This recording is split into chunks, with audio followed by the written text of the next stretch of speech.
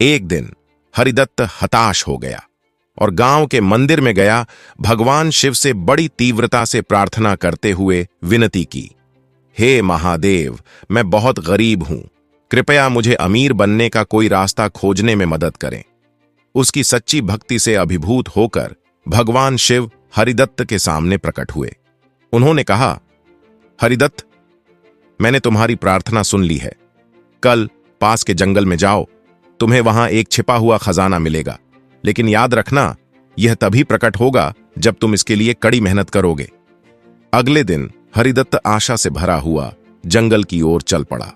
वह घने पेड़ों के बीच भटकता रहा, लेकिन आलसी होने के कारण उसने अच्छी तरह से खोज नहीं की और जल्द ही थक गया। वह एक पेड़ के नीचे बैठ गया और सोचने लगा, मैं इतनी मेहनत क्यों करूं? अगर भगवान शिव ने मुझे आशीर्वाद दिया है तो खजाना मेरे पास आ जाएगा। हरिदत्त ने पूरा दिन जंगल में बिताया, लेकिन अपने आलस्य के कारण उसे कुछ भी नहीं मिला। निराश होकर वह घर लौट आया और भगवान शिव के शब्दों पर संदेह करने लगा। उसने बड़बड़ाते हुए कहा, महादेव ने मुझे क्यों गुमराह किया? कोई खजाना नहीं है। हरिदत्त मंदिर में वापस आया और एक बार फिर भगवान शिव से शिकायत की, हे प्रभु, आपने मुझसे झूठ क्यों बोला? आपके वादे के बावजूद मुझे कोई खजाना नहीं मिला। वह हताश होकर रोया। भगवान शिव फिर प्रकट हुए, लेकिन इस बार एक कठोर भाव के साथ। उन्होंने कहा, हरिदत्त, खजाना तो है, लेकिन तुम उसे खोजने में बहुत आलसी हो। बिना मेहनत के धन नहीं मिलता। कल फिर जाओ, लेकिन इस बार पूरी लगन से खोजो।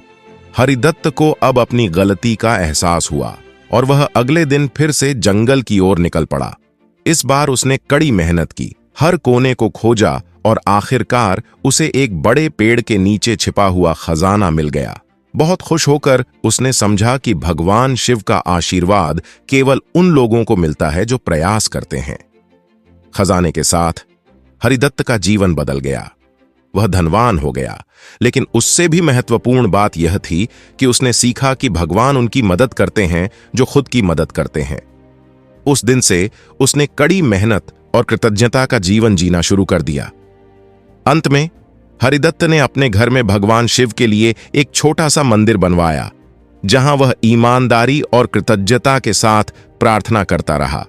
लेकिन अब उसे समझ में आ गया था कि आशीर्वाद हमेशा प्रयास के साथ मिलता है।